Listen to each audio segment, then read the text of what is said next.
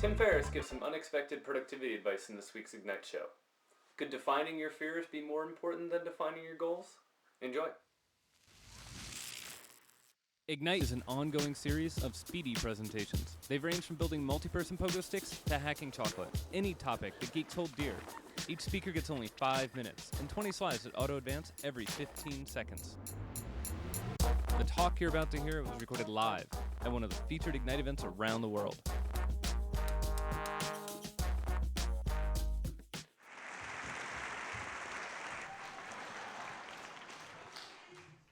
All right, so this is a photograph of Las Leñas in Argentina, where I went skiing with two close friends, one of whom recently died of pancreatic cancer. He was in his early 30s.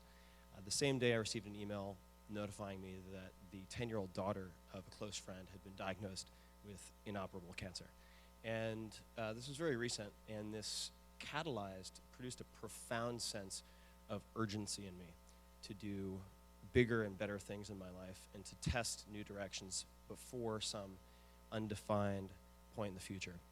So I want to talk about the most effective pair of productivity techniques that I've come across since 2004 that have helped me up to this point test the uncommon despite the fear of ridicule, criticism, failure, and so forth.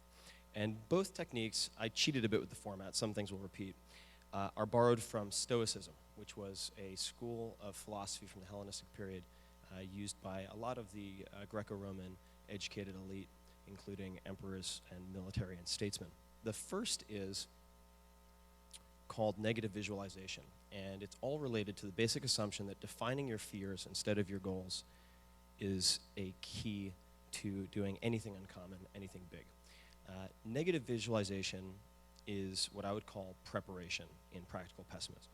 And that is defining in excruciating detail the worst case scenarios. So as an anecdote, in 2004, I was working 14 hours a day in my own company, trapped in a beast of my own design, and knew that I had to take a 2 to 4 week retreat to either streamline the business and extricate myself or shut it down because there were issues with exit options.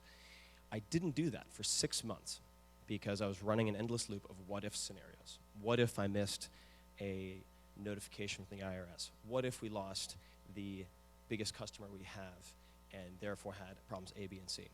The problem is those fears weren't actionable, just like poorly defined goals aren't actionable.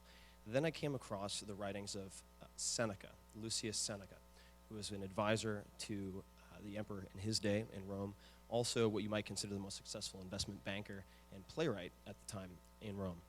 And I performed an exercise that he suggested, which was taking out a piece of paper, in my case, an 8.5 by 11 sheet one evening, and detailing in the first column all of the terrible things, the worst case scenarios that could happen if I did what I was considering, which was this retreat. For you, it might be a change of job, it might be proposing a new project, it might be ending a relationship, it could be any number of things. All of the negative things that could happen. Second column, all of the things that I could do to minimize the likelihood of those things happening. And then the last column were all of the line-by-line actions I could take to get back to where I was then, to re-achieve the status quo, so to speak, maybe getting back into the industry that you would leave to start your own startup, whatever that might be. And in that instant, I saw that on a scale of 0 to 10, 10 being most impactful, I was looking at a unlikely transient pain of about 2 and a potential life-changing permanent change of 10. And I took the trip. And that's why the book happened, that's why the World Championships in Tango happened. Everything that brought me to stand here today, I can trace back to that one evening, that one exercise. So let's move to practice. The second piece, the second technique, is rehearsing the worst case scenarios. Seneca would put it thus: set aside a number of days each month where you are satisfied with the cheapest and scantiest of fare, meaning food, the roughest of dress, all the while asking yourself, is this the condition I feared? What you're doing is exposing yourself to negative emotions like fear, embarrassment, lack of finances, so that you're inoculated when you later have to make hard decisions, ask for hard things, or refuse things, so that you can act despite these emotions. Cato, who was viewed as Seneca as the perfect Stoic, wore darker clothing than his expected light purple, didn't go with a tunic. He was very out of style in his day. And he did so that he would learn to be ashamed of only the things that were truly shameful and to ignore the millions of things that men would otherwise have low opinions of. So it's very important that you practice your worst case scenario. And what you'll find is that many of the fears you have are based on undervaluing the things that are easily obtainable. So those are two techniques that have resulted in the greatest gains, all of the uncommon, all of the big things I've been able to do. And I would encourage you, before trying to define your goals, to focus on defining your fears. Thank you very much.